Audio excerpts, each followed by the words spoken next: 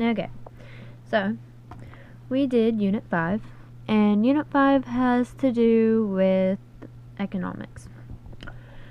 And of course, it's by Lizzie, Austin, and me. Our learning target is I can understand and explain the various parts of economics and life planning. Also, the economic unit, Unit 5, covered our PBL as well, which dealt with our money and basically planning for our entire future. Alright, so how is economics a part of everyday life? Really, I mean, economics is a part of everything we do, whether we think about it or not. It deals with our everything from our grocery shopping, gas prices, to our monthly pay. I mean, our mortgages, everything. Economics deals with a lot. If you overspend, you won't have enough money for the stuff you really need. If you underspend, you'll have extra money and then you're all good.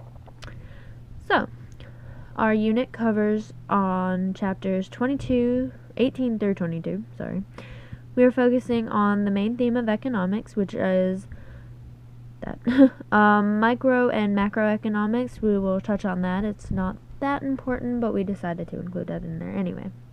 The national debt and how it affects us, college loans, credit and debit cards, and somewhat on our budgets as for future adults. So, macroeconomics. Macroeconomics is the larger scale of things such as the United States and other world economies. It looks at the national economy as well. As you can see, we've got the world map here covering everything. We've got a little YouTube video that we'll play in class. Okay, so microeconomics. Microeconomics studies the economy of an individual, industry, household, or certain group or companies. Also studies supply and demand. Ignore Lizzie's Skype name and stuff. Our supply and demand dealt with the supply of an item versus the demand and the law of supply and demand. I'll touch on that later in the video. Okay. The U.S. national debt. The U.S. national debt is growing in amount in the trillions and has been rising due to wars, trading, healthcare, Social Security, and so on and so forth. Yes, as you can see that they have been blaming President Obama for the debt raising so much.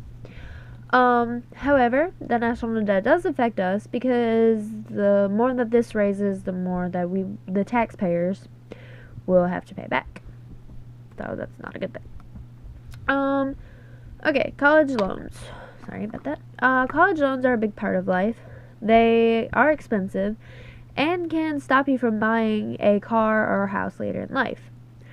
Several ways to pay the loans back can include different rates, higher or lower payment plans, higher or lower, and it takes the time to pay back a loan. You have 60 months, 180 months. You've got a few more in there. I can't remember the name of them right now. I'm sorry about that. Basically, the less months that it takes you to pay it back, the higher your loan will be. So, kind of, sort of. But you don't want to stretch out your loan too far because you'll have higher interest rates. So, it's kind of a downside either way. They'll get their extra money out of you somehow. It takes longer. The longer it takes you to pay back the loan, the more money you'll end up paying but it is at a lower interest rate. It may be at a lower interest rate, however, you will accrue more interest to pay back. An example of the college loan payments. You can kind of see, I can enlarge it a little bit. I might just have to zoom in here. See, if you do the 5-year plan, you'll end up be paying a little bit. 10 years, you'll end up be paying more. 15 years, more. And the 20 years is a lot more. So, yeah, same college level, education level, but you'll be paying a lot more for it. Credit and debit cards. The credit cards are a great way to acquire good credit. Credit runs on everything from buying a house to buying a car. The better credit, the better chance of you will be being approved for a loan and having banks kind of fight over you when it's time for you to buy something, because they know that they'll get their money back out of you. However, the downside of it is people do sometimes tend to get behind on their payments and cause their credit scores to decrease drastically. Also, this can cause cars to be repossessed, houses to be foreclosed on, and so on.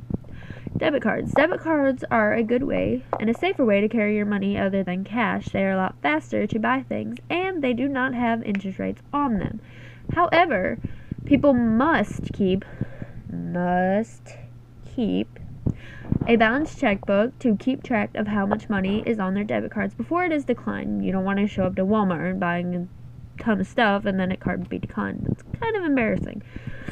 Working in retail, people do not always appreciate that. Alrighty, and that's a little bit in depth in the PowerPoint.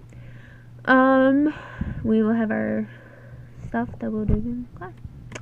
Thank you, and our works cited page. Thanks for watching.